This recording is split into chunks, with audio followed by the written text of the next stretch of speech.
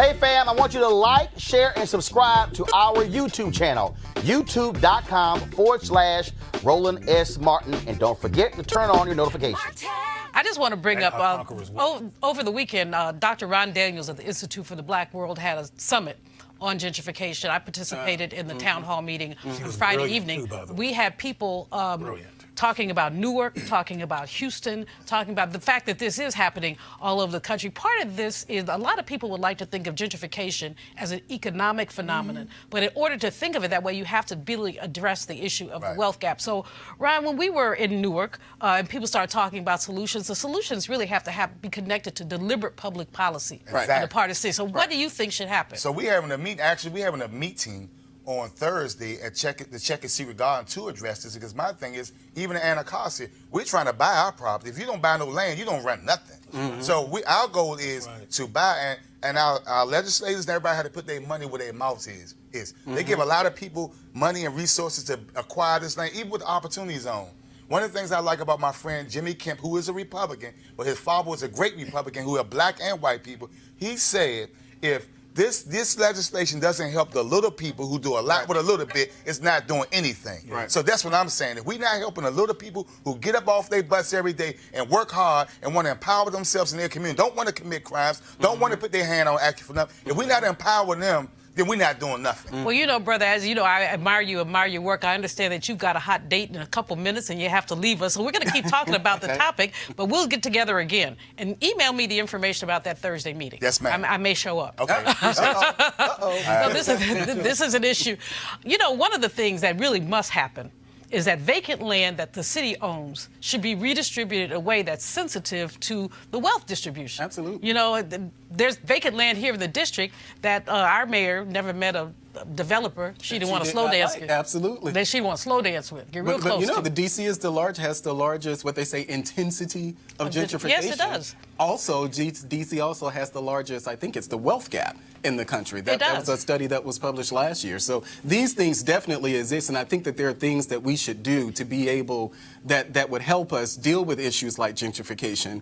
And, you know, they're like Ron, he's doing a great job. You know, there are a lot of people who are really vested in making sure that the opportunity is there. And so I'm glad that he mentioned Jimmy Kemp, because we had a conversation about, Jimmy and I had a conversation about Ron to actually talk about those things. So he's right on point with that. We may not agree about having the loudspeaker outside the store, but as far as gentrification and providing opportunities, I'm with my brother all the way on that. Well, absolutely. One of the best examples of resistance to gentrification came from New York City Councilman Charles Barron. He represents East New York. And one of the things that he's done, I mean, they have used various metrics to talk about what's affordable. Because, you know, sometimes in New York, they tell you 80 grand is affordable. Well, you know, if you make 80 grand, well, who makes 80 grand? The average income for black folks is like $35,000. So, you know, who makes 80 grand? So anyway, he has shown clear resistance, and he showed me, you know, some of the documentation. He and his wife have an interesting one, too. She's in the assembly. He's on the city council.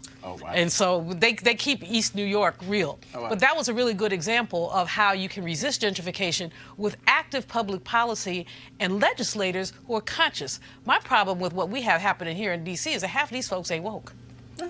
And I will say that that particular corner that we're talking about, you know, if you guys remember that corner, that particular block right there has gone through some transformation even over in the past 20 years. I mean, they've really cleaned up. Yeah, but they've been playing that music, and they shouldn't have to stop playing their music. Cleo? I wanted to first ask, before I gave my comments, is how successful has the brother and his wife been with countering the gentrification monster? Very. His is the only, I'm going to get this partially wrong, but in East New York, they have had an increase in black population and a decrease in white population. He said, and I didn't run them out myself. But in any case, basically by making more housing affordable and by defining affordability linked to the income that people have. But by doing that, you got people who are getting 2-bedroom apartments for $1,200 a month in New York because they make 40 grand a year.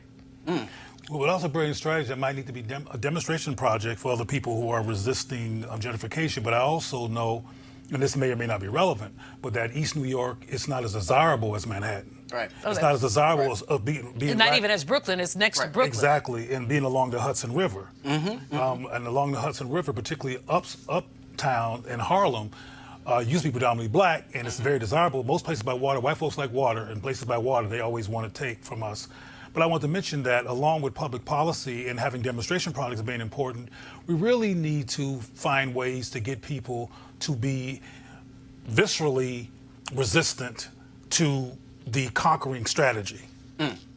Because this brother is doing what he's doing, but there's not a mass of people in South Central where I'm from, or Crenshaw where I'm from, or right near where Nipsey Hussle was murdered, in the streets going, hell no, blankety blanks, you ain't taking our blank.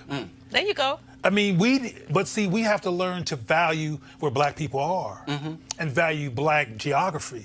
As well as valuing ourselves, which is why you're not going to hear me stop talking about the self-hate crimes that we need to purge away from behaviorally so we can feel valuable enough to say, hell no.